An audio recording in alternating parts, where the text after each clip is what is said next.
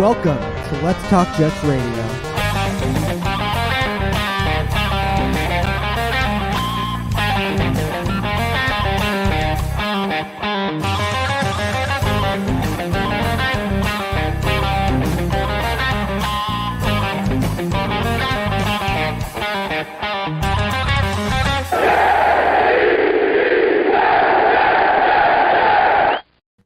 What's up, everybody? Tyson Roush, Let's Talk Jets, episode 10 with a Let's Talk Jets celebrity. Steve, what is up, my friend?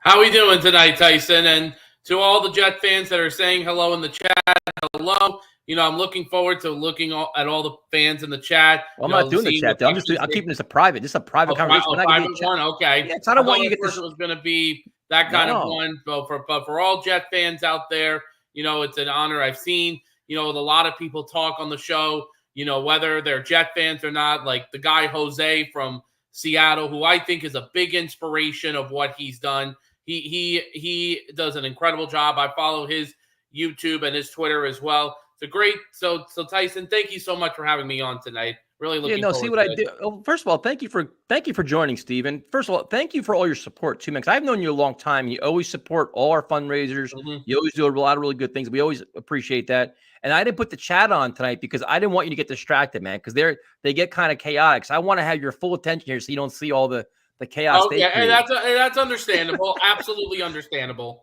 So the first thing is, tell everybody how we met. So it was all the way back in 2015. It was the first year we had Todd Bowles as our coach, and it was at the Jets in green and white practice. I came to the event by myself. I was sitting in the end zone area, and then all of a sudden, I was talking with a few other fans across, you know, like talking about like how we were feeling about the team this year. Then all of a sudden, then I turn around, and that was when I met you and Kevin. And, you know, and then we talked a lot about Jets and all that stuff. And that was the first time we met. And then I remembered it was either you or Kevin that gave me a card to your calling in show. I'm like, all right, I'm going to give this a try. And then all of a sudden, this was something that I love doing every Tuesday night. You know, I always love talking about the team. You know, when we talk about the upcoming season, you know, the draft, the free agency, to the years that we sucked, you know, from Todd Bowles to Mike McCagnon to Adam Gase to Joe Douglas now. Let me tell you, it's a chaotic times at being Jets fans, but, you know, I always bleed green and white all the time. You know, what really got me into the Jets. But hold on, how many times do you think we fought, me and you, over the last 5 years? Oh, I mean, it's quite a few. I honestly lost count of that. But listen, Tyson. Even as many times as how many times we've had fights, you know, we always show support for this team. You know, we want to see this team win, but you know, we've seen all the bads, you know, throughout the teams of the years. I mean, the worst. I think the worst that we've gone through together as Jets fans was that 2020 nightmare season. Let me tell you, that season was a nightmare. Like watching that whole thing, you know, with Adam Gase and, you know, like everybody's all saying, oh, he's an offensive genius. It was like, this guy is such an asshole. I want him out. Like, yep. Well, before we go into Gase though, let's go into what was the first year that you became a Jet fan, that you remember clearly the games and what was going on?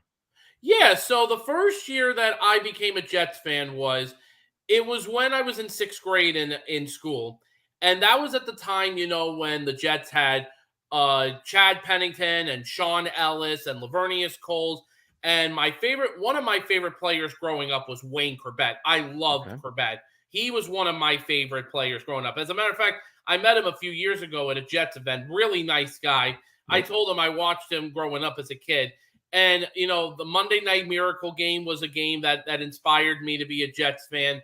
A game that I remember too, it was when the Jets made the playoffs in 2004, and they won the first game against the Chargers when they were in San Diego. And I remember they won that game in overtime, but then obviously we had that dreadful loss in Pittsburgh the following week when I remember, I think the kicker's name was Doug Bryan. Yes, sure was. When he missed those two field goals, I think one towards the end of the fourth quarter and one in overtime. And I had family over that day. I was so devastated when he missed those field goals. But but I've been through it all with the Jets, with as Jets fans. I mean, we've gone through all the pain, but that's how I became a fan. But go year by year. So you remember, I guess you go through the Chad Pennington days. So what did you think of Chad Pennington's career? No, Chad Pennington had a great career with us. It was, except though the problem was that shoulder injury he had. Yeah. That was the biggest problem about him, when he had that shoulder, and it hurt our 2005 season. I remember, I think it was the third game of the season against Jacksonville, and when he tore that shoulder, and then after that, our season went completely downhill. I mean, and listen, here was the thing. I remembered in 2005, the Jets had a good roster. It was just, what happened was we had too many injuries, and that unfortunately hurt our season. So unfortunately, I can't say that 2005 was the worst season. But then obviously, after 2005, that was when Herm Edwards stepped down as head coach. I mean, we didn't let him go. He just decided to move on. And then that was when we got Eric Mangini the following year. I mean, so how would you describe Herman Edwards as a coach? Was he like a successful coach of the Jets, or did you like him? No, he was a good coach. He had great moments here with us. And he was a very, very well liked. He was very, very well liked and very well respected. Unfortunately, he just couldn't get us to the next level. Like, he couldn't get us to the Super Bowl. Too conservative at times. Yeah. So then you go from him to Mangini, who was, Herm was a very, very well spoken, very motivational, very good with the media, to Mangini, who was very tight-lipped, man. He was very serious, very, Belichickian. What'd you think about Eric Mangini? No, I mean, Eric Mangini was cool. I liked him. He got us back to the playoffs in 2006. I mean, that was a great season. And the 2006 first round, I thought, was one of the best first rounds that we had that year, because that was the year, I believe in 2006, that was the year we drafted DeBrickashaw and Mangold. Yep. I think DeBrickashaw was the 5th overall pick in that draft, if I remember. Yeah. It was either 4th, 5th, or 6th. But then we ended up trading up later in the round, and we ended up getting, what was his name? Mangold in the 29th overall, which was a great pick as well.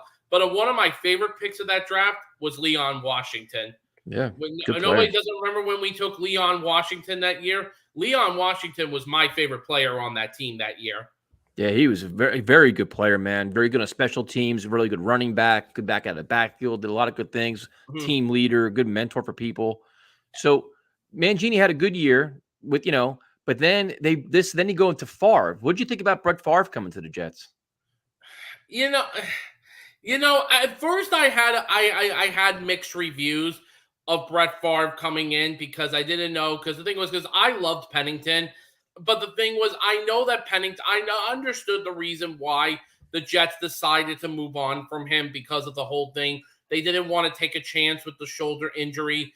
And, things with the Brett Favre situation was looking really good. After the first 11 games of the season, we were 8-3.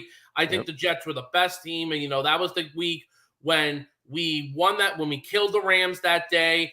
And on that one Sunday, we went up to Gillette for a Thursday night game. The game when Randy Moss caught the tying touchdown with a second left on the clock, which was devastating. But luckily we got the win in overtime. And then the following week, we went to Tennessee. We kicked their ass. Yep. And then after that, typical Jets fashion. Yeah. Typical Jets fashion. We come home. We play against Denver. We play flat as a pancake. Yep. The only Jet that showed up that day was Thomas Jones. Yep. Thomas Jones was the only player that showed up that night for us. After that, it was all downhill. Yep. Then we go to San Francisco the following week. The Jets had a very easy schedule. They did. Towards the end of that season, if you remember. Yep, I remember. They had a very easy schedule towards the end. We play San Francisco next. That was and I remember the Jet defense played well in that game. I think the Jet defense got They turned the ball over like 3 or 4 times in that game against San Francisco, and our offense couldn't do anything in that game. Our offense was the reason why we lost that game. Yep. Then the following week, surprisingly, we come home and we beat the Bills, but the Bills coaching staff, when the Bills were really bad at that time, if you remember when all they had to do was run out the clock, and then I think that quarterback, if I remember his name, J.P. Lossum was his name. Yep. Lossman. He comes on, he's doing a play-action play. I was at that game sitting upstairs in Giant Stadium. I was upstairs, and I even said to myself, what the hell is this quarterback doing? Yeah. All he has to do is run the clock out. Yep. Except we ended up getting a miracle play. I forgot who was – I think it was Victor Hobson who got the sack, or it was one of the Jet linebackers. But then I know Sean Ellis got the winning touchdown. Okay, Jets win the game. We're still in first place. Now we go to Seattle the following week. Oh, terrible. So bad. Oh, this is when it gets bad. Let me tell you, this is Jet fans. When you listen to this video, this is when it's going to get bad. When I mean bad, I mean bad. So we go to Seattle. It's the last home game for Mike Holmgren as the Seahawks head coach. One of the greatest coaches that ever coached in the NFL. And it was his last home game as Seahawks head coach because he was retiring after the season. I'm like, okay. So we go into the game. We opening drive, we got a field goal. All right. Should have been a touchdown. Yep. Should have been a touchdown. Yep. But then what ends up happening is everything goes bad. I mean, the defense played well in the game. Yeah. Obviously, when you give up 13 points in a game, you're obviously expected to win. Yeah. Okay. But typical Jets fashion, the offense didn't show up. Favre was terrible. It was terrible, and we played in the snow. The only thing that was good about that game was when Sean Ellis threw that big clump of snow to the Seahawks fan. You know, the whole thing about this is the offense was so bad down the stretch because Favre was hurt, and the Jets didn't have the balls to bench him.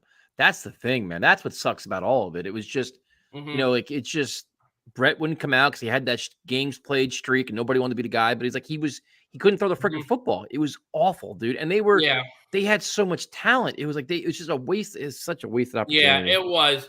Then what happened was, unfortunately, the following week, we come back home. Last game of the season, we play against Miami. And Chad Pennington. It was a tight football game, close, tight football game. But unfortunately, Miami ends up pulling it out, and they ended up winning the division that year. It was the one chance for the Jets to win the division, and they blew it. But that is the typical Jets luck. You chase the shiny bright toy in Brett Favre, the Hall of Fame guy. He gets hurt, and then you lose to your former quarterback. He pretty much kicked out the door. You know what I mean? Chad goes to your division rival and shoves it up your ass, and he beats you. Yeah. So it's just now. Did you agree with Mangini getting fired? Honestly, you know, in a way, it does also go to coaching as well. And honestly, he should have handled the Brett Favre situation. I mean, how did you feel when Mangini was fired after the season? That's a tough spot, dude, because it's like you have Favre, who's a legend in the game, who was the reason why you were losing games. The offense was terrible. You know, the team didn't quit on Mangini. They played hard. It's just that the offense was awful, you know, but it just seems like, you know, if you read the stories, you know, Favre, Mangini didn't even want Favre. He wanted to keep going with Chad Pennington. He thought the team could win with Chad Pennington. They didn't need Brett Favre. So I thought honestly, this whole thing, if you remember, this was when Mike Tannenbaum was our GM. Who listen, he did a lot of great things. He did a lot of good things. I think this was one of his biggest mistakes as Jets GM. In my opinion, one of his biggest mistakes. Well, I mean, Mangini seemed like he had a really good pulse of you know, he didn't have a personality. I think he was trying too hard to be strict and tough and all this other shit, but he had a really good pulse on personnel. They had the right guys. The Favre disaster was unfortunately still a good team though. Like it's just like you could have justified keeping him, but the Jets, you know how they are. Like, oh, the team fell apart. We got to fire somebody. They're always reactionary. So, I mean, they go from Mangini, who was very buttoned up and very strict and serious, to Rex Ryan. Do you remember Rex Ryan's press conference? Oh, of course. So let me tell you, Rex Ryan to this day, one of my favorite Jets head coaches. He you know, he was a guy that was, but he understood like the game and stuff because, and if you remember, I felt that what happened was during the 2008 season that we needed to get a little bit tougher going into 2009. And that was what Rex did. Because remember, Rex Ryan came from a Baltimore Ravens squad that he coached Ray Lewis, Ed Reed, Haloti Ngata, and all the rest of those really good Ravens who are all retired now. And Rex brought in some toughness. That's why he brought in Bart Scott from that Jim team. Leonard. Yep. Jim Leonard. Oh, who could never forget Jim Leonard? Yep. Good player. He was the smallest guy on the field, but Jim Leonard was tough. Now, I agree. Rex's press conference was awesome. He gave the Jets fan base needed some energy because the losing of Favre, not making the playoffs, it was like just sitting there losing to Chad. It was like, Jesus Christ, this team. Then you bring in Rex, who brings in all the bravado, where the players are like, this guy is awesome. It's like all this positive energy on the Jets. What did you think about drafting Mark Sanchez? No, I mean, here was the thing. I remembered from draft night, I know the Jets needed to get a quarterback in the draft because obviously going into that season, our quarterback was Kellen Clemens. Yep. He was our quarterback as of right now. I liked him, by the way. Did you like him? I always liked him. I think he had a pretty good arm. He had some raw deals too, but go ahead. I mean, listen, I had nothing against Kellen Clemens. I thought he was a good quarterback, a good backup quarterback, but he obviously wasn't the best. Right. No, I agree. So they needed a young guy. They need a face in the franchise. They needed to get a young guy. And luckily what happened was we made a trade with Cleveland that year. Cleveland agreed to trade the 5th overall pick to us. I don't remember the full trade, but I know one thing what we did was, and I remember the one big team that was interested in getting Sanchez was the Giants. I remember hearing rumors about that the Giants were the team that really, really wanted, because obviously, I mean, the Giants had still Eli Manning at the time, but the thing was Eli Manning wasn't that old yet. Yeah, and I think they draft Sanchez, and I think the good part about having a young quarterback is they had a very good offensive line in front of him, which benefits everybody. And that's where Rex's ground and pound philosophy works good when you have a rookie quarterback. No, I remember that was Rex's game plan for the offense, and that was ground and pound. And I remember that was the years at the beginning. I mean, everybody always called Rex Ryan like the fat ass, obviously, because that was the year that he was so big. Yep. I remember that was when his stomach would stick out. Yeah. And the thing about Rex that was funny was that how he always would run down the sidelines on certain plays. Let me tell you, at times I was really, I mean, I would have laughed if I saw him do this in a game. I would have laughed if he would fall down while he was running. But he was a fiery dude, man. It was so cool to see that. And the players loved it. He loved it. And his philosophy worked for a young quarterback, man. Play good defense, run the football. And then Sanchez would make those big throws when he had to. He had a lot of fourth quarter comebacks. He made a lot of good throws. He did some really good things. Yeah. No, now the other thing now, going back to that 2009 season, if you remember that in the game, when we lost that game week 15 to the Falcons, and I remember Rex after that game was devastated and he was crying. He felt we were out. He felt that we were out, but then we ended up getting help later on that day. I don't remember what it was, but I remember a team helped us out that day. Yep. And then what happened was when we went, so we were 7-7. We were going up against the Indianapolis Colts, who were 14-0 that year. Yep.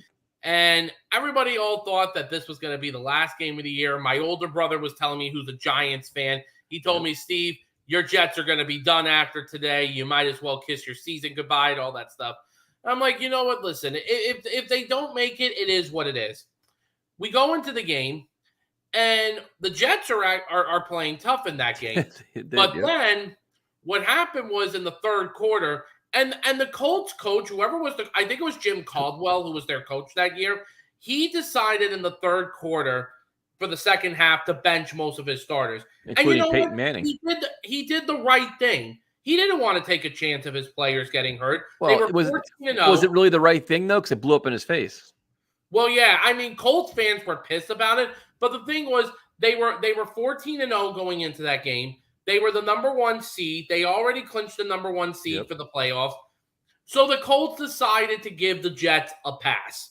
They said, okay, we're going to let you guys win this game. We don't really need this game. Well, no, they didn't give the Jets the game. They just said we're going to preserve our starters. Like we got our starters playing time, we got their reps, but then, No, I remember the second half of that game. Do you remember the touchdown Brad Smith scored in the second half? Absolutely. When he scored, I think it was the 108-yard when he made the catch and he actually put his feet like this and then he ran to the end zone. No, I remember that. I went nuts when he scored that touchdown. And then we had that defensive touchdown. I forgot who was the guy who scored it, but it was either Mike DeVidio or one of the other defensive linemen that sacked him. And then we got the touchdown. And then after that, we ended up dominating the game. And then we won the game. I think it was 29-15. We won. Yep. Then we played our first Sunday night game in New York Jets history the following week. Win and we're in the final game at the old Giants Stadium. It wasn't the first one in history, was it? No, I think it was their first Sunday night. I remember going to Jets Raiders when friggin' Kotite had what's his face? Who was it? He put what's his face on Tim Brown, Vance Joseph on Tim Brown. That was a Sunday night game, wasn't it? I don't know. I mean, I don't remember the Rich Kotite years because I wasn't a Jets fan during. No. And here's the thing: I learned the history of the Rich Kotite years. But then now here was the thing: I didn't go to that game. I really wish I would have went to that game. What, Jets Bengals? The Jets Bengals game. I didn't go to that game, but that game I remember was unbelievable. The Jets completely destroyed Cincinnati. Like Cincinnati didn't even deserve to be in the building that night. It was so cold, man. That shit was freezing. Yeah, well, I think it was like 17 degrees at kickoff. Yeah, it was cold, man. It was at night. It was like, the Meadowlands has those winds and stuff like that. Like we didn't even this is how bad it was. We tailgated at a friend's house and then drove in and got to stay like an hour before. Like, we're not going to sit outside in this cold all day long. It was friggin' freezing out there. Do you remember where you were sitting at for the last Jets game at Giant Stadium? Upper level, man. Upper level. But now, let me tell you something. How were the Jet fans that night? I mean, awesome. The best thing about Jet fans get a bad rap when the team is good in important games. That place is rocking, dude. Like you've heard it. You've heard glimpses last year. You'll hear it. Like it's just fans can be loud. They're proud. It's exciting. It's just we haven't had a lot to cheer about for the last decade. Those moments of I know we're gonna get to that. We're gonna get to that soon. So then we go to the playoffs. And the first game we play against Cincinnati again at Cincinnati. And I remember that game. That was the game when Thomas Jones and Sean Green ran over the Bengals defense. And Rivas took away Ocho Cinco. Oh, my God. Rivas beating Ocho Cinco in that game. I think Ocho Cinco only had one catch in that whole entire game. Shut him down. And that was where you realize how good Rivas was, man. He was legitimate, dominant, game-breaking player. Yep, and then we won that game 24-14. Yep. Then the following week was when we went out to San Diego. And I'm going to say this right now, when going into that week, I thought that was going to be the last game of the season. Yep, me too. Because San Diego was a team that year that was on an 11-game winning streak going into that game. And they had this in the newspaper. It was the Jets defensive players versus the Chargers offensive players. Yep. The Chargers offensive players were like 6'5", 6'7", 6'8", while the Jets defensive players were like 5'7", 5'8". And going into that, I remember a lot of people thought that the Jets are not going to get a shot at this because of the height advantage. They literally used this game as the height advantage. Yep. No, I remember I was the same way you were, dude. I'm like, what? It's been a fun ride, but they're going into just a buzzsaw. I thought they'd get their asses kicked. I thought they'd be competitive at first, but I just thought San Diego was the better team. Now, did you stay home for that game, or did you fly out to San Diego? I stayed home, man. We had a big party. We had a big party before we were excited and stuff like that. But I'm just like, I just can't see it happening, man. Like it's just I just didn't think it was gonna happen. But it was 7-0 San Diego going into half. How are you feeling going into half at 7-0? Because you're still in it. To me, with games like that, I don't give a shit how bad you play in the first half. If you're within striking distance, it's a win, especially on the road, dude. Because you got to figure, you got to offset the home field advantage, all these different things, being the underdog. You go in a half, we're still in this. We have a chance now. You're one bigger play away from tying it. I was excited. You're nervous, obviously, but you're still in it. No, but then Then obviously when we go into this game, we go into the next half, and I remember at one point in the second half, Mark Sanchez got picked off by one of the San Diego players. Yep. I forgot who it was. I thought to myself, that was it. We were done. Me too. Yep. We go, but then a couple of plays later, the Jets put a blitz on Phillip Rivers, and that was when Darrelle Revis made the interception on his back. Yep. When he fought with Vincent Jackson and fought for the ball. Yep. But then obviously the Jets didn't do anything with it. I mean, we were at the time it was 7-3. And then what happened was we ended up pinning them down deep. And then Rivers got picked off by Jim Leonard again. I said, as soon as when Jim Leonard got picked off, I said, this has to be the turning point of the game. Yep. And then that was when Sanchez threw the spiral to Keller in the end zone. Dustin Keller, yep. We went up 10-7. And that was when momentum changed. And obviously the winning touchdown in that game was the 55-yard run that Sean Green did. And I think that was the play when Sean Green tumbled Eric Weddle to the ground. Yep. That was when Eric Weddle was good in his prime. Yep. And I remember when he did that. I remember a lot of people gave a hard time to Eric Weddle the next day after because he got owned by a rookie. Hey, running back. That's life in the NFL. When San Diego did make it close in the game, because they did obviously score a touchdown, but the reason they lost that game was because of their kicker. And the guy who was the kicker that year, I think his name was Nate Cady. Yep. He was the guy who was an all-pro kicker, one of the best kickers in the league that year, and he missed 3 field goals. If he made those 3 field goals, it would have been a game changer. Yep. If he made them. But then I'll never forget after when we won that game, and I had just gotten my wisdom teeth taken out that week. I mean, because obviously I couldn't scream at all, but I was cheering. I was jumping up and down. I'm like, oh my God, I can't believe that we're actually going to the AFC title game. Yeah, it was first year, the AFC title game. Yeah, with a rookie quarterback, and then you almost seem like it's a team of destiny because they got some breaks. Like, all right, you're starting to like, you know what? You start buying in, like, wow, like they've gotten lucky breaks. Like they won on the road. They're beating good teams. They beat a dominant team. Like this could be the year. This could really happen, you know? But it didn't. Yeah, but then obviously, unfortunately, we went into Indianapolis. We played great in the first half, but then the second half, it was a disaster, unfortunately. Indianapolis showed in that game that they were the veteran team because we were the younger team and they were the veteran team. Injuries, dude. It was injuries and dumb mistakes. It was just like the Jets could have won that game too. It's just like so. I mean, did you go to that game when they? Yeah, I was there, man. When Braylon scored, I was celebrating like a son of a bitch. I was so excited. And then like how were Colts fans to you? Awesome. We had a blast. They were so cool to us. And then when the Jets were up early, the Colt fans were like, man, this is a great game. We're excited for you guys. And then like when the Jets lost, you know, there's a lot of Jet fans there, man. The Colt fans are cool. Like after the game, they're buying us drinks in the bar and stuff. They were cool. They were classy. Like they knew because like Jet fans were like, we haven't won anything. They felt bad for us. You know, like here we are, a rookie quarterback. No. You know. No, and I've always had respect for the Indianapolis Colts. They were classy. The Colts are a well-respected organization, and they've got a good fan base. They got a very good, well-respected fan base. Then, obviously, after that 2009 season, now we go to the 2010 season. Yep. How were you feeling when Rex Ryan was guaranteeing Super Bowl?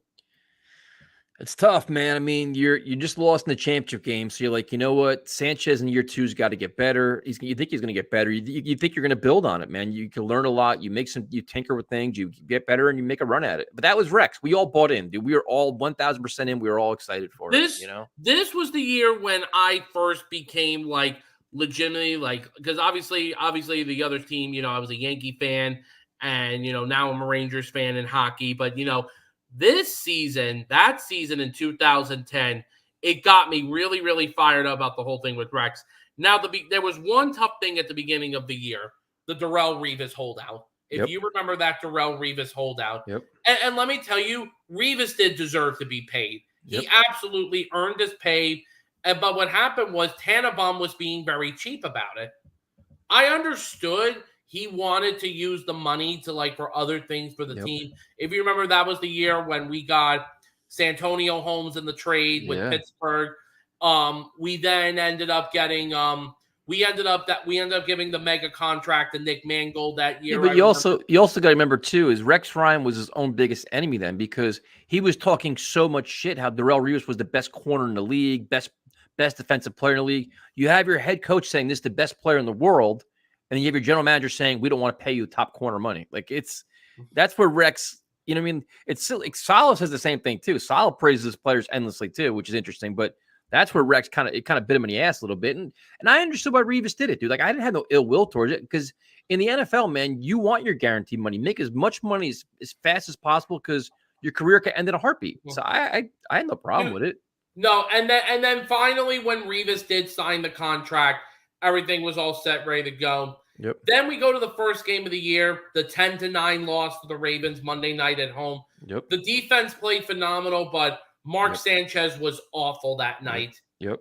And then we came back the following week, and that was the year we opened the new stadium. The new stadium, which sucks. It's a horrible, garbage stadium. Why do you hate the new stadium? Here is why I hate the stadium. It's in a bad location, number one. I know it's where the in old the same Giants location as the other stadium. It's like fucking just a little bit over. The thing is about the stadium is it's boring and gray on the outside. The parking lot is terrible because obviously you've mentioned it before, Tyson, how very windy it is. I don't care about the wind. It's just the parking. The pisses the parking is they don't know how to get everybody in and out in an effective manner. That's the problem. No, it's they close off shit. They block off shit. You got to go all around. It's just so half-ass. It's one of the worst stadiums I've ever been to. But anyway, we go. How many stadiums have you been to? How many? What's up? How many stadiums have you been to? I've been to MetLife, the old Giant Stadium. I've been to Cleveland. I've been to Pittsburgh, and I've been to Green Bay. Which one's your favorite one? Lambeau Field. Yeah, it's not close, right? Oh my God, no! I'm gonna get to that in a second. Okay. But everything seems to be great. After that disaster loss to the Ravens, we went on that big winning streak. The win against New England, the Sunday night win in Miami, destroying Buffalo the following week, and then beating the Vikings in that rainy Monday night game at home. Yep. Tyson, you told me a story how you went to that game and drenched. you said it was a disaster with all the rain coming down. Miserable. Then you've got the next week we went to Denver. Honestly, I'll just be honest. I think the Jets were lucky in that game that they won because Denver got that pass interference at the end of that game, which when one of the corners was really, really all over Santonio Holmes. Then we went to the bye. I went to the following game after the bye when they played the Packers because my dad's a huge Packers fan. Like, we go to Jets-Packers games all the time together whenever when the Jets and the Packers play each other. And, that was the 9-0 loss we had to Green Bay. Gross. Yep. That was, the Packers offense was terrible too that day. Yeah, it was terrible. The Jets offense was worse. Then we went to Detroit the following week. We redeemed ourselves, won in overtime. The overtime game against Cleveland. That was the whole week of Santonio Holmes being the hero. And then the Thursday night Thanksgiving game against Cincinnati, we won. Then this is where things started to get interesting in our season. On the week when we were getting ready to face New England, when both teams were 9-2, Jim Leonard broke his leg in that. Yep. If you remember, Jim Leonard broke his leg in practice. Yep. Done for the season. And losing Jim Leonard did hurt us, unfortunately. No, it sure did. Nothing against Eric Smith or Coleman or whoever was the other, Brodney Poole, whoever the other safeties we had. Good players they were. They weren't Jim Leonard. Nope. Then the 45-3 loss to New England on that Monday night. I was in college, Tyson. I didn't want to be spoken to that night. Oh, it was terrible. I was trapped in my room with all my Jets gear around me, and I had a hard time sleeping that night. Disaster. Yep. It was a disaster. We seen more worse games. Then we come home the following week. We played the Dolphins, the 10-6 loss. That was the game. I remember when Sanchez threw a pass to Holmes where he dropped the ball in the end zone. Remember when Holmes was wide open, dropped the ball in the end zone. We ended up losing that game 10-6. I'm thinking to myself, this is not good. Yep. We're losing. We lost 2 brutal games. We're now going into Pittsburgh, Heinz Field, a place that we usually never win, that we never win at. This was the game that I went to Heinz Field because I got my little brother who's a Steelers fan, and my mom, dad, and I. Let me tell you, my parents went to this game too with us. We had a blast. That was when we were in the snow. Right. It was so much fun. I remember I was in the end zone where Brad Smith scored the touchdown on the opening game of that season. Didn't Jason Taylor have a safety in that game? Was that the game? Yes. Yeah. That was the winning play of the game. Yep. And if you remember, when the Jets did win that game, it was their first win and only win so far in Heinz Field. They never win that. Heinz Field is a house of horrors for the Jets. It is. When they go there. Maybe I don't know what will happen this year, but we'll see, because we obviously are going to play him this year. But then things seem to be going okay.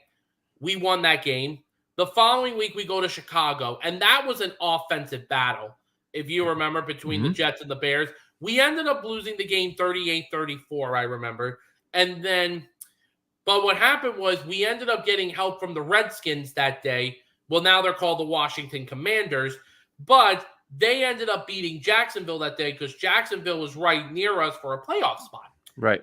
And Jacksonville, we needed Jacksonville to lose. And luckily, they did lose that game.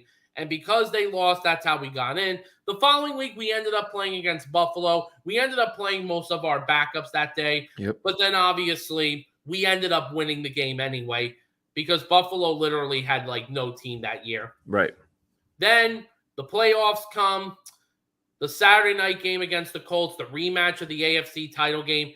Now, first off, did you go to that game in Indy? I did not go to that one. Nope. Did not go to that one? That game was going back and forth from I don't know how to describe how that game went back and forth, but I remember Cromartie gave up that big touchdown to Pierre Garçon, and then we were down. It was 7-0, and then everything turned in the second half. Rex Ryan says, I got to get back to the ground and pound game. And look at what happened when he went back to the ground and pound game. Yep. We took so much time off the clock in that. We ended up getting 2 rushing touchdowns. And then I remember towards the end of the game, Vinatieri kicks that 52-yard field goal. Yep. And I thought to myself, this is how our season's going to end. We're done. But Antonio Cromartie saves the day with that big return. Yep. And then Braylon Edwards makes that catch with a couple of feet. I even said to myself, oh my God, Nick Folk, please. 32 yards, you got this. That's right. Makes the field goal, we win the game. I went nuts. A neighbor that I lived with, big Jets fan, we were partying. We ended up having a couple of beers after that game. It was great. Yeah, so then you go from that to the rival against the Patriots, which is the ultimate rivalry game where it's Rex against Belichick, Sanchez against Brady, all these different things. Oh, my God. I remember throughout that whole entire weekend, I was still on my winter break from school. Yep. And that was the one thing I kept on reading that whole entire week. Yep. The Brady versus Belichick. No, that game was wild, man. That was just... You went to that game, correct? No, I went to the following. I went to the championship game. No, but let me tell you, I think the best moment of that game was when Sean Green got the winning touchdown and when he took a nap in the end zone. And, of course, the Santonio Holmes catch. Yeah, and that's and there's so many great plays in that. Sanchez played so good, and you exercise that demon. So you're like, all right, you beat Manning, you beat Brady. Let's go. Here we go to Pittsburgh. It's like this is it. I thought the Jets were going to win the game. We went to it. I thought the Jets were going to win, to be honest with you. And you watch the first half of that game, and I was in complete shock. I couldn't believe the shit we were watching. I will never, ever, ever, ever forgive Brian Schottenheimer for that play before the half. I'll never forgive him for that. Oh my God, no! When honestly, what he should have done was when he should have just hand the ball off. Run the clock out. Run out the clock. Go into the half. And I remember Primetime to this day always says that he just thinks that arm wasn't going forward. Well, guess what? That arm never went forward in that. Yeah, but when I watched that. But there's no reason to I be in the watched that situation, though, dude. replay It's so just many like times. it's just you knew that what could go wrong was going wrong in the first half. I'm like, just run the fucking football, dude. Run it out, get to half, regroup. You're still in the game, no big deal. And it was like it gave even more momentum. Like, come on, man. Like, this is just it was so bad, dude. And then the second half was they completely turned the tide, but they couldn't get off the field in the big spot. Sanchez was incredible, and the defense, game on the line, couldn't just. No, do you remember the play? And this ended up being the winning play when we had to try to make one more stop. Yep. And I forgot Mike Pettin, who was our defensive coordinator, put David Harris on Antonio Brown. Yep. And that was Antonio Brown's rookie season. And that ended up being a mistake because Harris is not going to beat out a wide receiver. But the one thing I will never forget when I saw on TV after when Pittsburgh got the winning first down, you know, listen, I was upset that we lost the game, but it was still a great season to watch. But the thing, though, what was horrible was watching Rex throw the headset, how so devastated he was after the game. It's terrible because you don't get that many chances, dude. Now it's 2 years in a row in the AFC Championship game. You're that close. It's hard to get there, man. You need a lot of lucky breaks. You need a lot of fortunate things to happen. You get there and you're like to come up that short when you know it's just you're a couple yards away from just getting the ball back to Sanchez and possibly going to the Super Bowl. You're accomplishing your dream, and you know how hard it is to get back there, which Rex never did. And it's just, I didn't talk to nobody for like 2 weeks. I was done. I just, the worst experience ever in the stadium, then driving home and just like, you know, like you have faith, but you just know, like, you know, you're not going to get every break. And then you go from, and that was slowly but surely the demise then because, you know, the Sanchez, they started taking away Sanchez's players. Rex started making poor personnel decisions. And then, you know, the demise began. And then obviously the 2011 season comes. You know, we ended up re-signing Santonio Holmes to a contract. And, you know, listen, I was a fan of Santonio Holmes when he played with us, but unfortunately, his locker room problem was a disaster. I remember throughout that season, you know, there were some good things about the 2011 season. Yeah, man, but we don't have to go through all of them because we got a long way to go here. So, I mean, like, it started slowly but surely fall apart where, you know, they weren't making smart personnel decisions. They weren't winning football games. They're having all kinds of different issues, you know, and it's like, you know, they started becoming the same old Jets with all their bullshit. It was more headlines and nonsense than it was winning. Yeah, no, but then obviously, you know, the drama in the locker room during the 2011 season, even when we won games, there was still drama in that locker room. Yeah. And then it got even worse. The worst of it was when we were 8-5, all we had to do was win at least one or two more games to get in. We were playing the Eagles in Philly, the Giants at home, and then the Dolphins in Miami. Yep. The Eagle game was a disaster. We ended up getting killed. Yes. And the Giants game, that was the game that really got me angry at Rex. Christmas Eve. Because all Rex couldn't do that week was he couldn't shut the hell up. Yep. He was saying how the Jets were the better New York team than the Giants were. And I mean, and the thing was, the whole turning point of that game was when Victor Cruz scored the 99-yard touchdown. Scorched Cromartie. And when he tore, And then after that game, I remember, let me tell you, I didn't even want to talk after that game. No, that game was a disaster. I was there, dude. I was there. Fucking Victor Cruz scored right in front of me. He literally threw the football against the wall. We were sitting like 20 rows back from there. And then I had to go home from that to a Christmas Eve dinner with a family full of Giant fans. As the Jet fan, I'm like, you're sitting there, you're angry as shit. And I walk in the house, they could smell like the beer on me. They're like, and I was pissed. I had no voice. And I had to sit at the kids' table. Like, yeah, we're not sitting like you came and sit with us. Like, you're just so I was so pissed. Like, you're gonna sit in the other room. Just sit with them over there. Yeah, no, and I got it from my brother and my sister who are Giants fans. Terrible. So then that following week when we went to Miami, I'll just make it very short and sweet. We ended up losing that game, and that was the game when Santonio Holmes got into the fight with the offensive coach and, you know, with Schottenheimer. And then Schottenheimer ended up benching him the last series. I mean, we ended up scoring a touchdown, but we still lost. Yeah, then no, after that 11 season, Schottenheimer ends up getting fired. And then we ended up bringing in the old Dolphins head coach as the new offensive Chan coordinator. No, not Chan Gailey, the other guy. Oh no, you're right. The guy with the glasses. Sperano. Yeah, Sperano. That's right. Yeah. Let me tell you something. That 2012 season was when the circus unfortunately started with the Jets. Because that was when we made the trade for Tim Tebow, which honestly to this day, I don't know why we did that trade.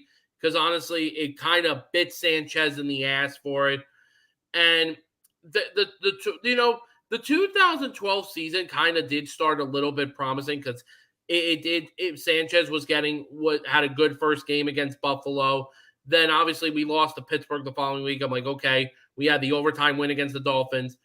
It really, really started going down when we lost to the San Francisco game, which I was at, when we lost 34-0. Yep. Then the Monday night game, which was close against Houston, but we lost.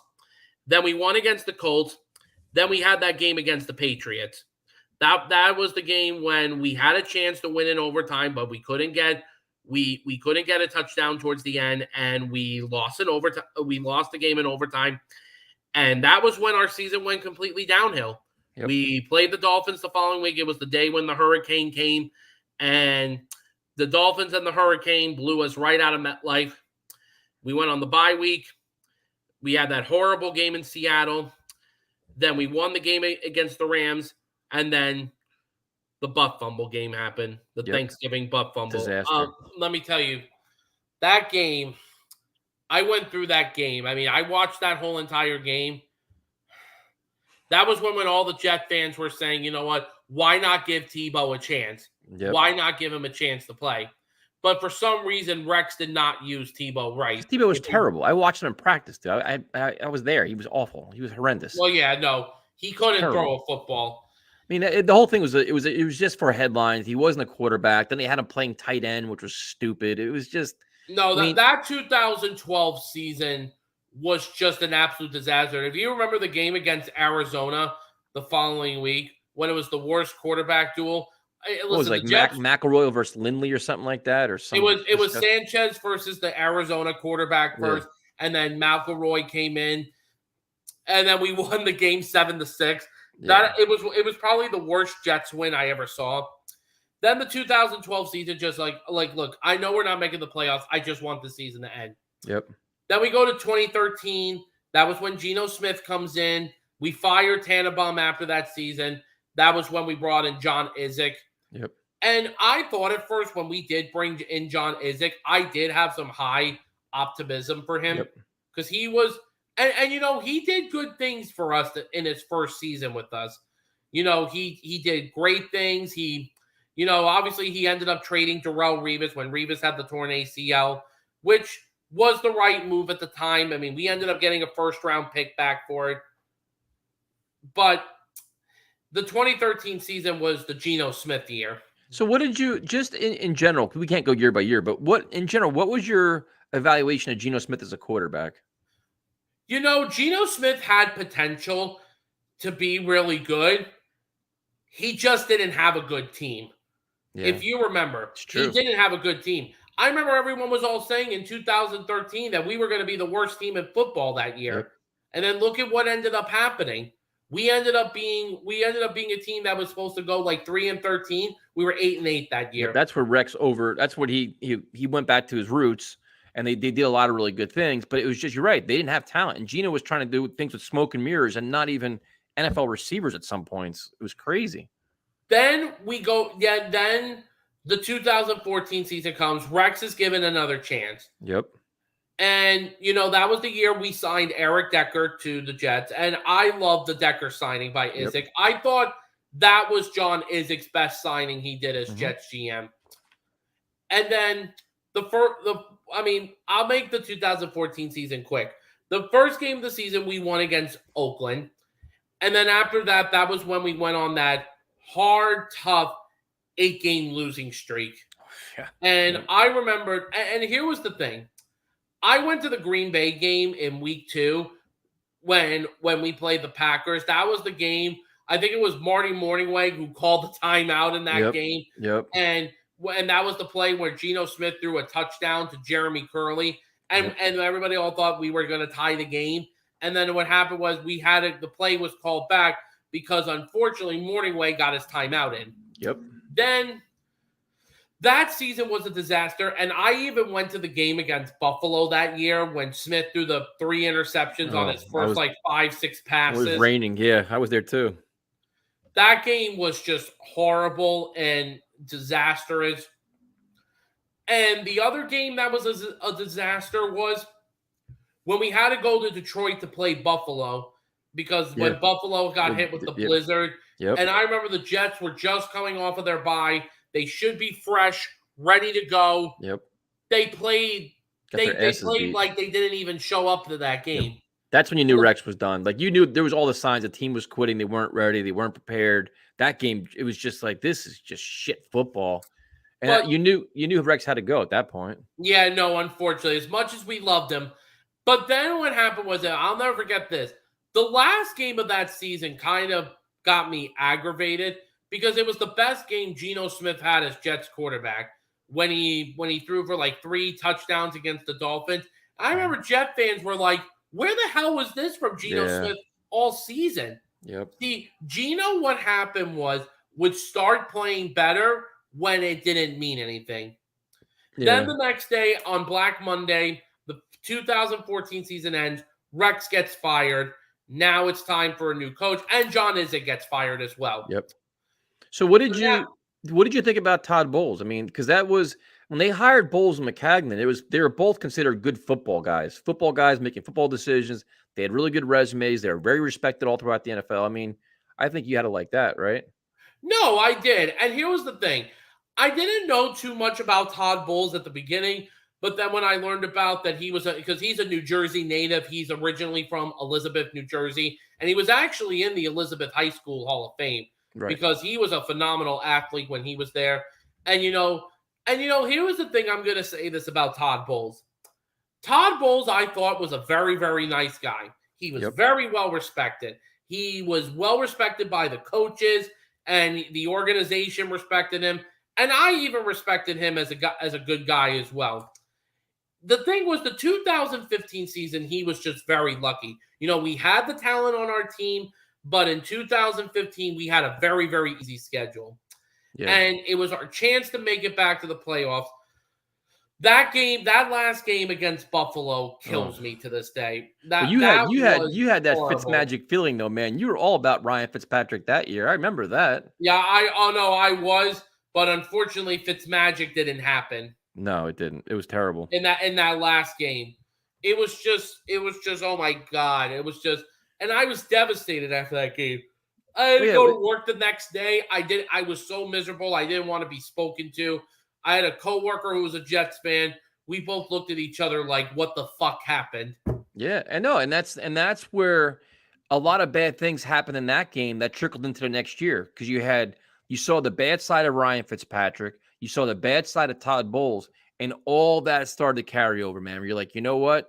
It's just, there was a lot of red flags in that game. A lot of us didn't even realize until we started seeing it play out next year. And Fitzpatrick was awful the next year. No, oh my God, I know. After that contract saga.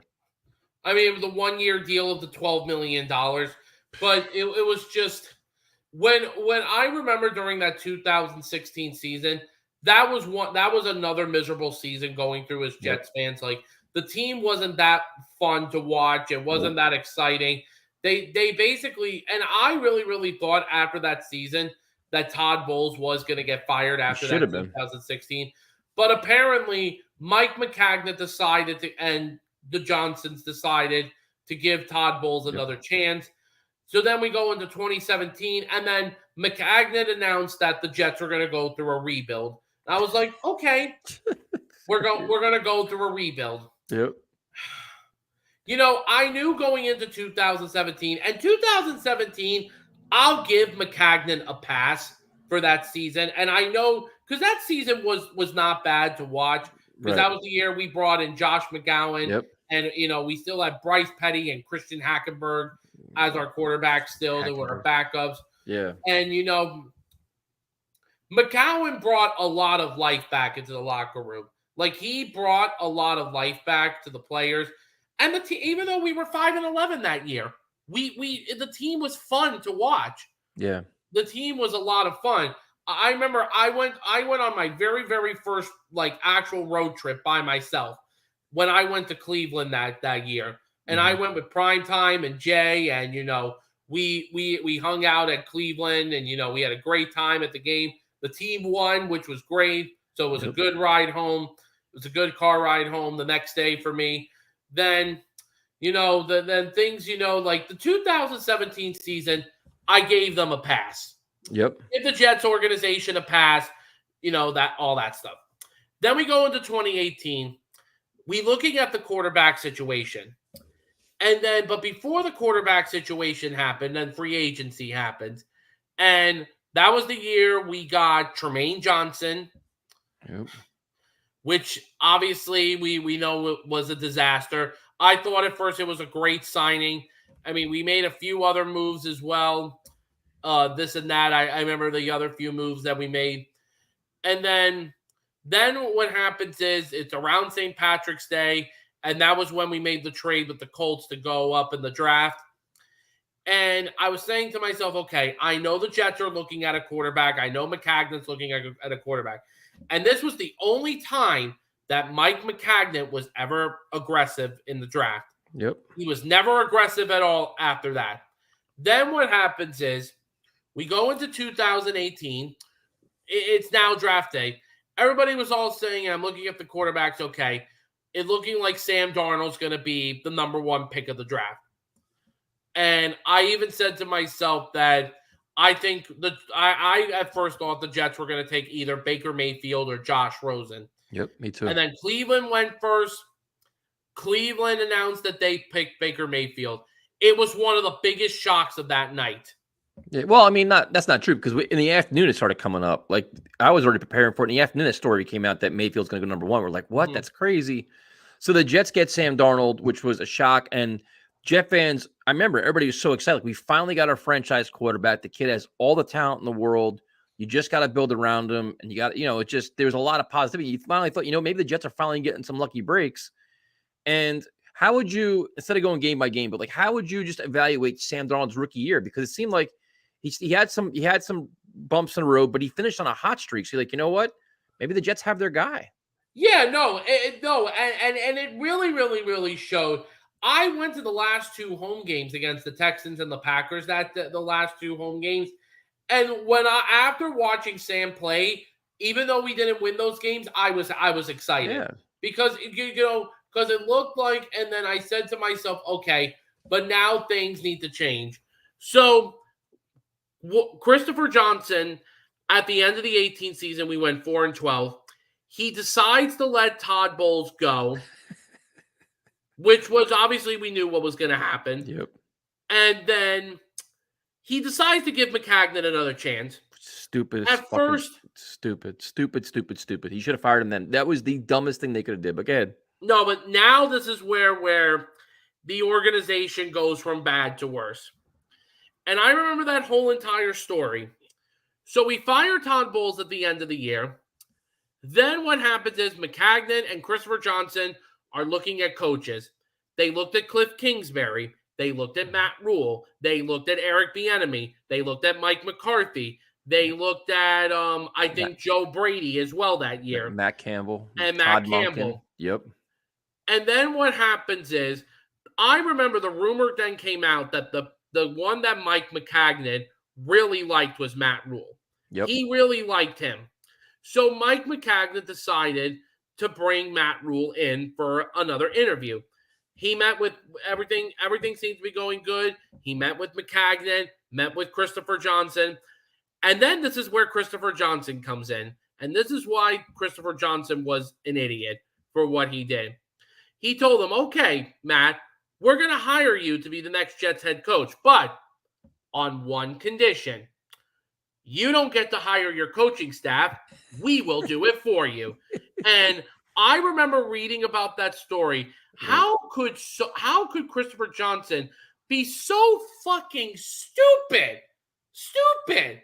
Made no sense. It made no sense at all. And Matt Rule said, you know what? I'm sorry.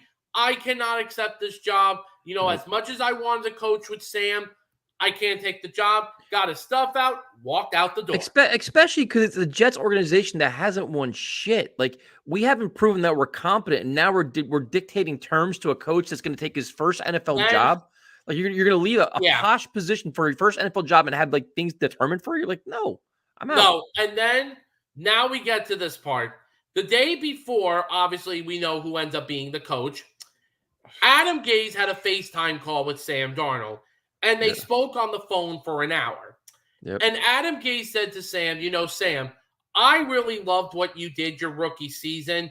I think you're unbelievably talented.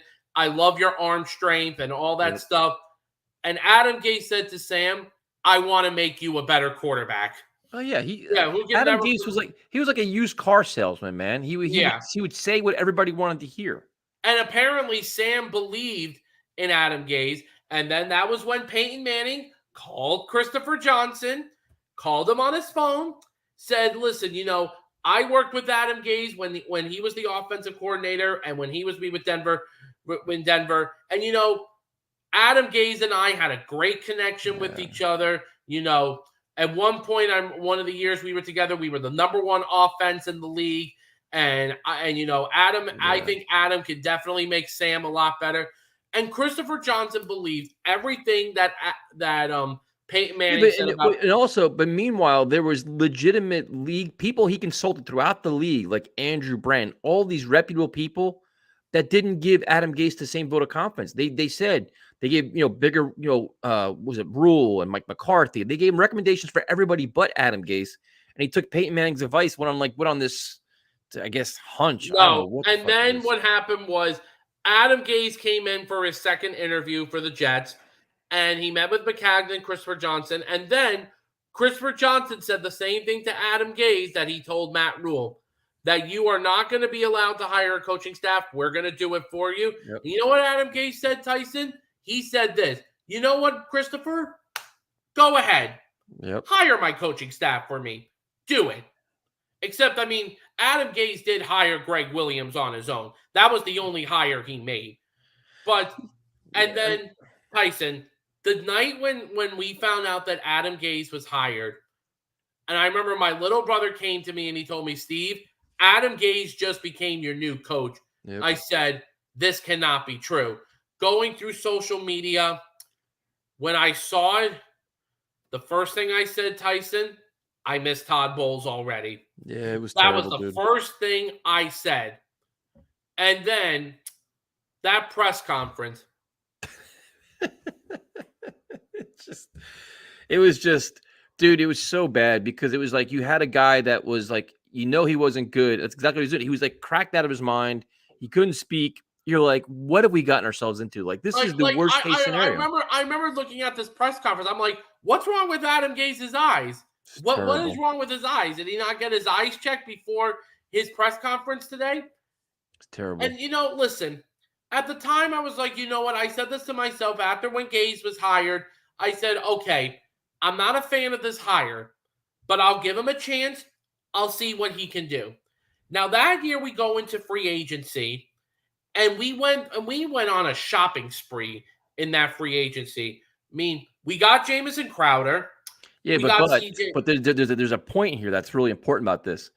The shopping spree, the general manager and the coach weren't on the same page, and that was an enormous problem.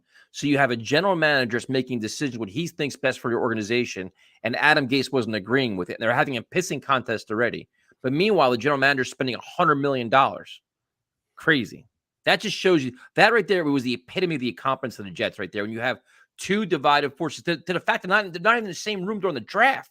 Like you weren't on the same camera. They weren't even like sitting together, as opposed to what like Saleh and Douglas doing now. Like they were completely dysfunctional at that point. No. And the thing was, I remember when we got C.J. Mosley, which we got, and we got Jamison Crowder, and Crowder was a good signing by McCagnon. I will give him. Yeah, I thought it was a good signing, and Crowder did well for us the years that he played. With us, but the worst. Then we come up to the biggest signing of our free agency, And that was when we got Le'Veon Bell. Yeah, I remember. but even CJ Mosley though, dude, the Jets were bidding against themselves.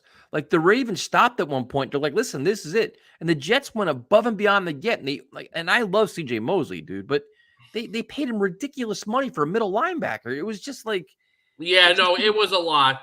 But the biggest signing after the Mosley signing was the Le'Veon Bell yeah, signing. and Gase didn't want him. No, I remember the story was Adam Gase. That was the thing that got him angry the most when of signing Le'Veon Bell, because he felt that Le'Veon would not fit into his offensive system. Yep. Yeah. So they do that. They sign Bell. They go through the draft, right? And then they fire the fucking general manager. Oh my God, no, I will never forget. I was off from work that day, and I got an update from the New York Jets on Twitter, like we do sometimes, thinking, okay, maybe it has to do with the player. It's a letter from Christopher Johnson. I said, what's going on?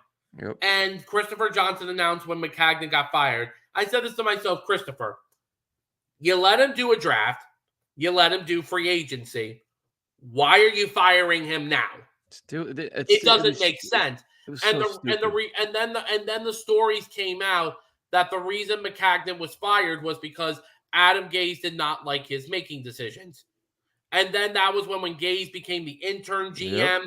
And then the only thing that he did was the Darren Lee trade to Kansas City. That was it. But this is where you realize how really over their head the Jets ownership was. They had no idea what they were doing. They basically let Adam Gase overpower them and take over their organization.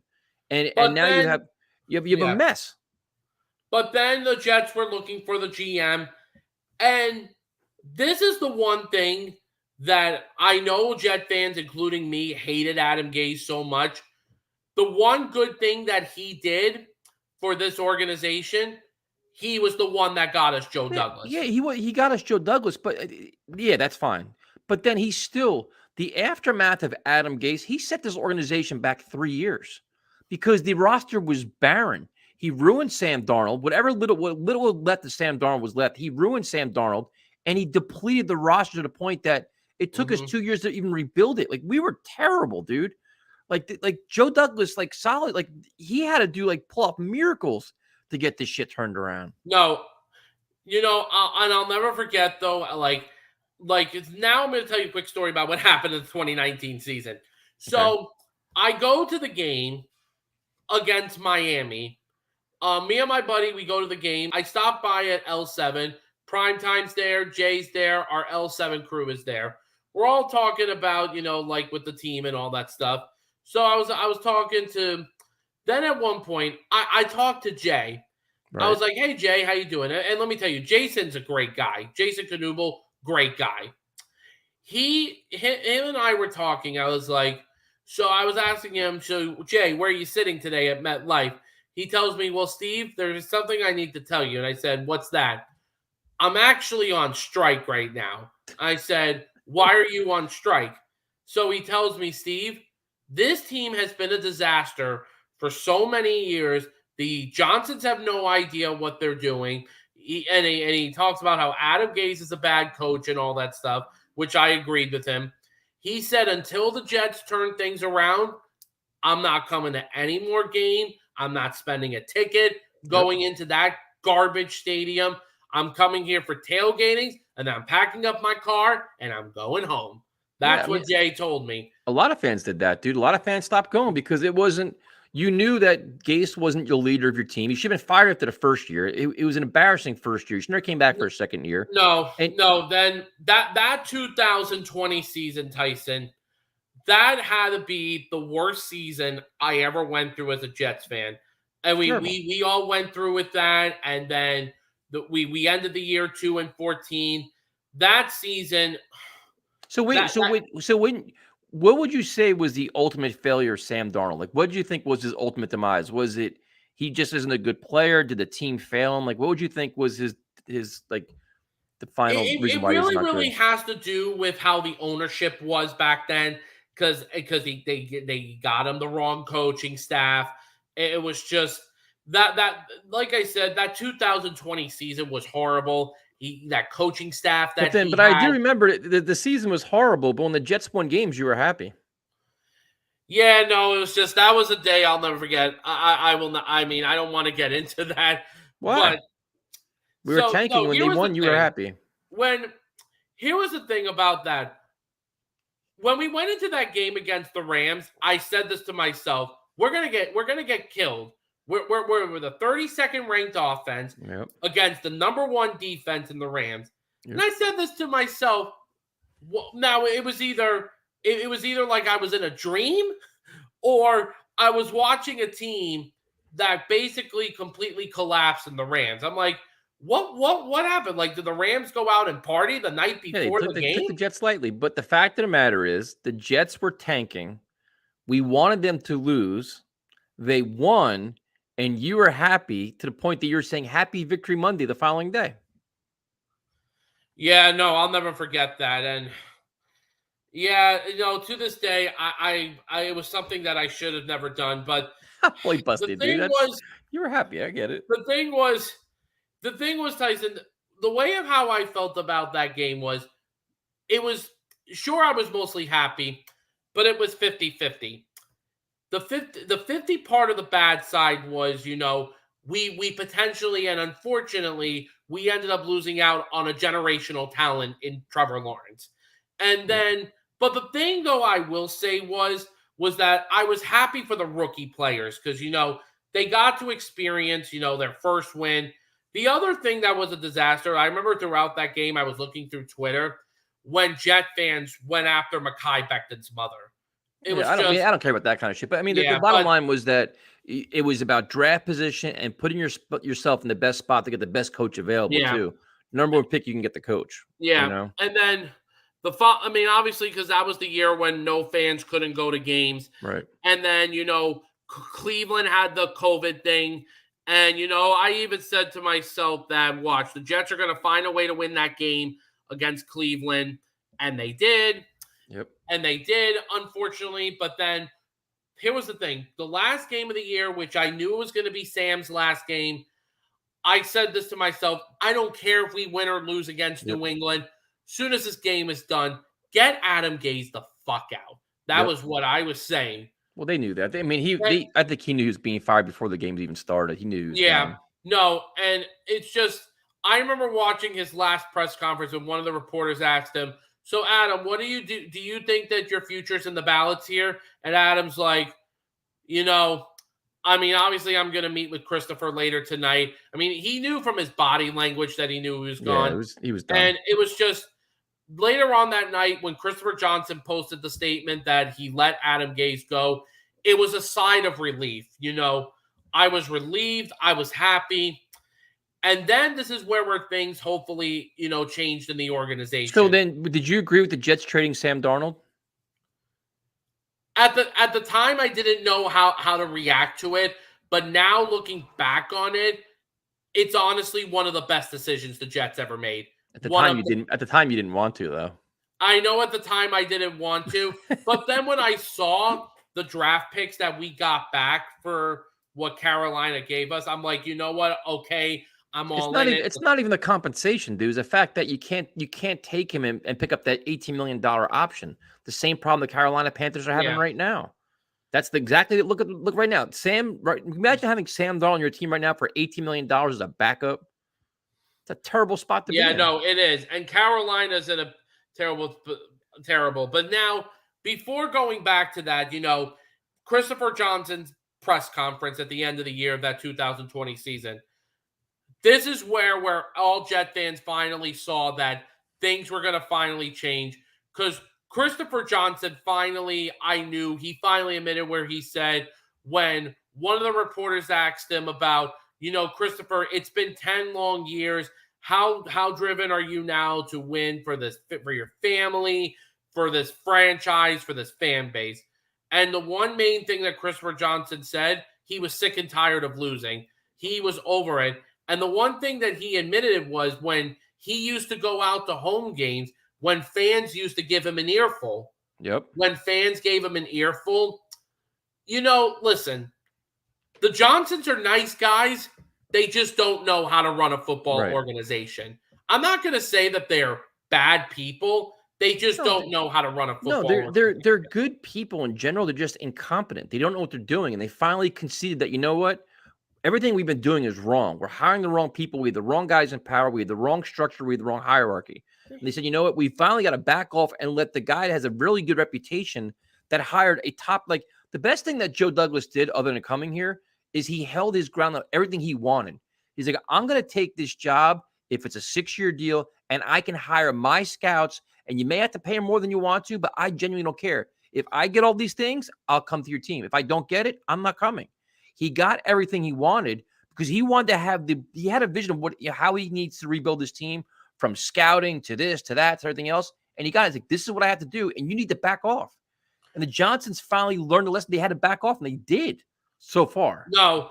And the thing was, then obviously we went through the coaching search, and that was when the Jets, I mean, I remember when I told you guys at first that I was big onto Arthur Smith because I did like Arthur Smith's coaching style. Yep. But then obviously we ended up getting Saleh.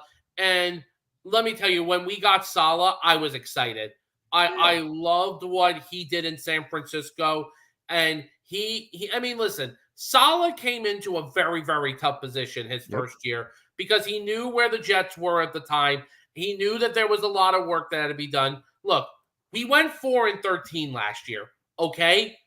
But there were so many things that we saw. I love the coaching staff. Like, this is a coaching staff now that we have that I think I can trust. And the thing, I mean, I wouldn't go that far. I think they showed us a lot of good things. I think they've grown as a staff as time went on. I think, if anything, we have a lot of faith in Mike LaFleur and how he can run his offense. But I think in terms of game management and team manager, Sal's got a lot to prove still. And he's got to figure out how to win games, how to hold his players accountable, how to manage a lot of different personalities. I mean, I like him. I love his personality. I love his passion for the game. I think the players resonate to him. They all can relate to him. But this year he's got expectations, man. Like, you can't, like, they've got to win football games now. Like, you can say all gas, no break, all the fuck you want. If you're getting blown out week in and week out, if you're losing games, going 4-13, your phrase means nothing to me. So yeah, I mean, I like him though. I think he's a very good voice and ambassador for his team. He's probably the face of the franchise now, which is great. But they all have a lot to prove, and they're losing excuses now.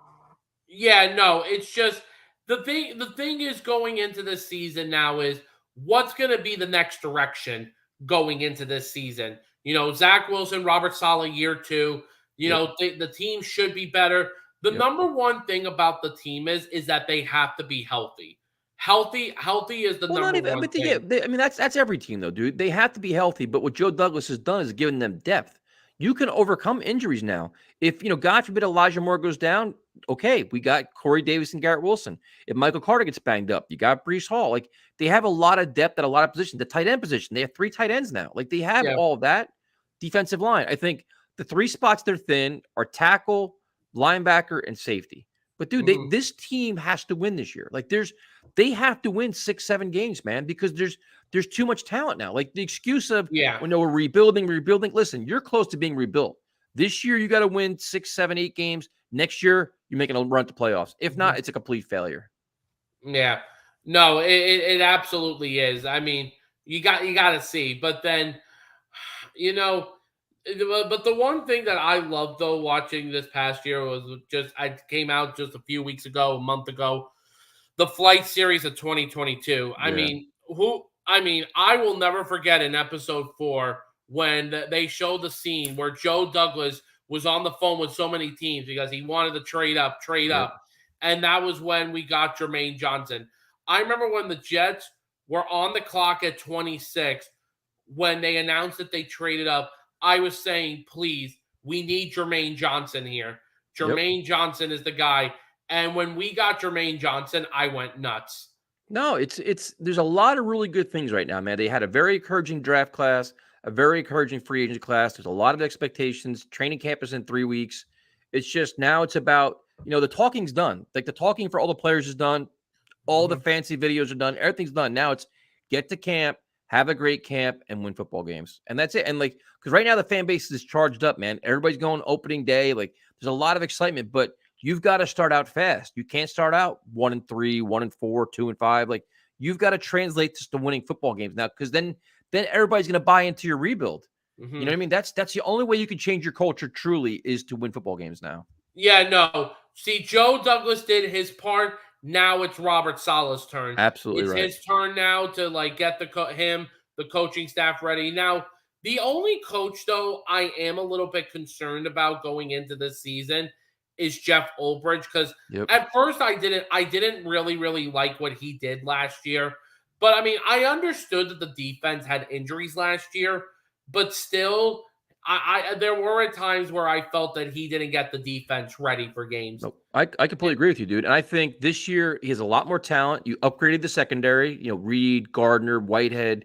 You have a lot more pass rushers. You get Carl Lawson back. Now it's like, listen, man, if you don't maximize this talent, say halfway through the season, I want Saleh to step in and call the plays, because I don't want to mail a season in, dude. Like I don't want to find a scapegoat. I don't want to find excuses. I want to find ways to win. And if it means, hey, listen, I got to hurt your feelings by taking away play calling, that's what I'm going to do, because you can't rebuild for 5 years. You know what I mean? And he admitted to making a lot of mistakes, which is cool. But I think when you have this many pass rushers, man, I mean, they're loaded on the edge. I mean, they can do all kinds of things now. I think it helps them a lot. I agree.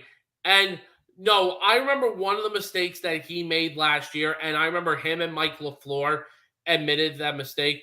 The last home game of the year against the Buccaneers, when we went for it on 4th down on the 4th and 3 on Tampa Bay's thing. Listen, I understood Saleh wanted to win the game, but I think what they honestly should have done was kick the field goal. But if they're going to go for that kind of a play, what they should have done was an in around to Berrios. It should have not been a quarterback sneak, because Tampa Bay's front line was loaded, and because they had a good D line in that game. What they honestly should have done was they honestly should have just either kicked the field goal or done an in around to right. But see, I think they're going to learn from that. That's a first time coordinator and a first time quarterback, a rookie quarterback. They'll learn from those kind of experiences. That doesn't bother me, that kind of shit. I'm like, you know what? It sucks at the time, but I'll live with that growing pain as long as it doesn't happen again. Mm-hmm. But to me, the mistakes that the offense showed us a lot more than the defense showed us, and the defense has a lot to prove this year. So if there is one question, I think it'd be like, can Ulbrich maximize everybody's talent? But other than that, absolutely. Dude, other than that, this team should be very competitive week in and week out this year. Oh no, I agree, and that's something I'm looking forward to this season. But the thing is that as Jets fans, though, we've gone through so many things. I mean, hopefully, 2022 will show us a bright spot. But at the end, I have two questions for you. Who are some of your favorite players of all time? Favorite players of all time on the Jets. So obviously I said Chad Pennington and Wayne Corbett were two of them.